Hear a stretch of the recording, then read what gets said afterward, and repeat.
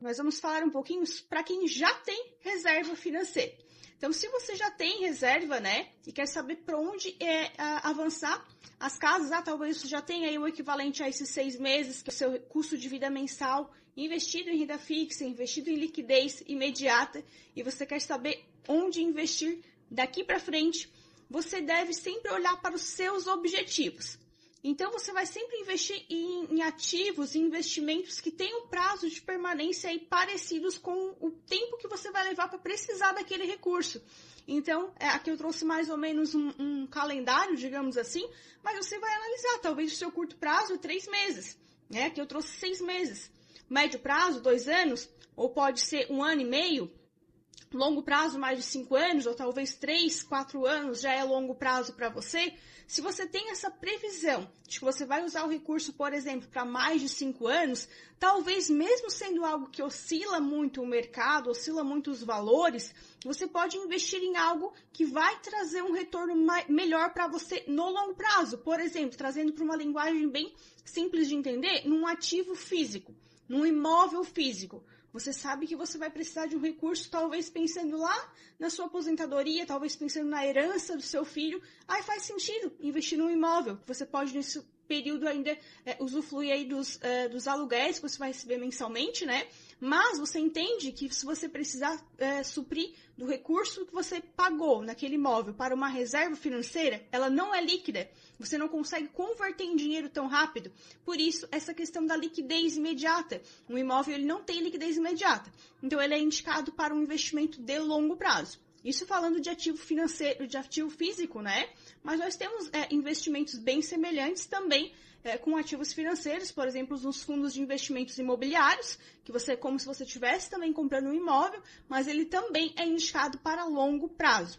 Então, eu tenho um objetivo de longo prazo, mas eu tenho um de curto prazo, você pode diversificar a sua carteira, né? E tendo parte dos seus investimentos no investimento de curto prazo e parte já no longo prazo, pensando nesses objetivos que você tem ao longo desses meses. E agora, como eu falei um pouquinho ali sobre os perfis de investidores, né? Caso você tenha um perfil que te permita, através do seu perfil, te dar o desejo de investir em renda variável, em ativos físicos, como dos imóveis ou os fundos de investimentos imobiliários, você já vai ter um perfil mais moderado a arrojado, que é o que nós vamos ver na sequência.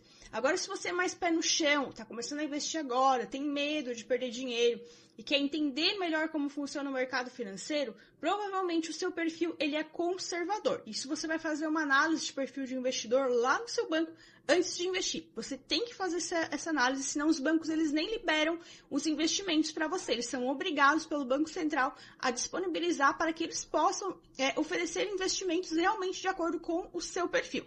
Então, aonde estão os investimentos para o perfil conservador? Como o nome já diz, alguém que é conservador com o seu dinheiro, né? Não que talvez tenha pouco dinheiro, talvez você tenha bastante, o seu perfil é conservador, ok. O que você não pode fazer é tentar brigar contra isso porque eu tenho bastante dinheiro para investir, eu preciso investir em renda variável, em bolsa de valores. Não, você vai estar brigando com o seu perfil e talvez você não vai saber lidar com essas oscilações aí do mercado numa renda variável. Então, não, respeite o seu perfil realmente e invista aonde o seu perfil indica.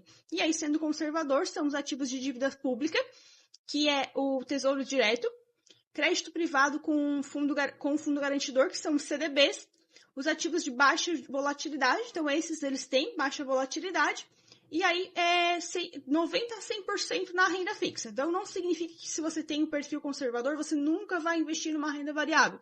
Talvez um 10% ali seja tolerável para o seu perfil emocional, de lidar com essas oscilações também tranquilamente. E agora, se você já tem um perfil moderado, para você ter uma ideia de onde investir, eu trouxe aqui onde estão os investidores moderados, onde os investidores moderados investem, né? Então, você pode notar aqui que o percentual já mudou um pouquinho. Ele já vai um pouco mais de 10% aí para a renda variável.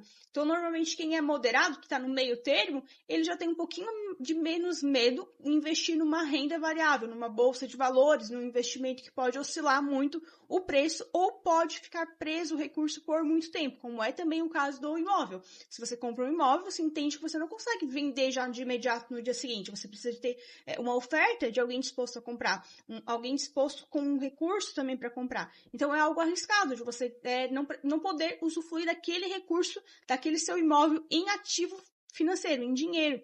Então, você já consegue, quem tem um perfil moderado, já consegue disponibilizar um pouquinho aí nesse meio termo para esses investimentos mais diferenciados, mais arrojados, mais avançados aí também, que são as rendas variáveis, né? São ativos de geração de renda passiva, que aí também, para você entender a renda passiva, seria o que você receberia de aluguel. Você receberia de aluguel de um imóvel físico, você não trabalha todos os meses para receber aquele valor. O dinheiro está trabalhando para você. Isso é uma renda passiva. Você não está precisando fazer nenhum esforço, o seu imóvel só precisa estar alugado, você está recebendo aquele valor todo mês. Então, os investidores moderados já estão mais dispostos aí a investir parte dos seus recursos pensando na renda passiva e não só na reserva financeira, por exemplo, né? E as estratégias de multimercado, porque você consegue investir em fundos que são meio a meio, eles podem ser parte renda variável, parte renda fixa. Então, você já consegue, dentro de alguns fundos, buscar multimercado para que você possa ir se conhecendo e conhecendo o mercado também, já tendo aí uma carteira diversificada dentro dos investimentos com renda fixa e renda variável simultaneamente. Agora, note que nos investidores arrojados, ainda assim nós não temos um perfil que está 100% em renda variável. Pode acontecer, eu não aconselho. Imagine você ter 100% do seu dinheiro, de tudo das suas economias, numa criptomoeda, por exemplo, uma renda variável. E essa criptomoeda, como nós tivemos aí nos últimos meses, uma queda do Bitcoin, se todo o seu recurso está investido numa renda variável, como o Bitcoin, que teve essa oscilação de queda de preço, quanto dinheiro você ia perder? Por isso, né, que é interessante que você tenha até 70% da renda variável, para que você ainda tenha aí a sua reserva financeira, mesmo que você seja um perfil arrojado. E aí tem uma parte aí da sua carteira ainda em renda fixa, que não vai ter tantos ganhos, mas também não vai ter tanta oscilação, não vai ter tanto risco de perdas aí no decorrer das oscilações do mercado e tudo mais.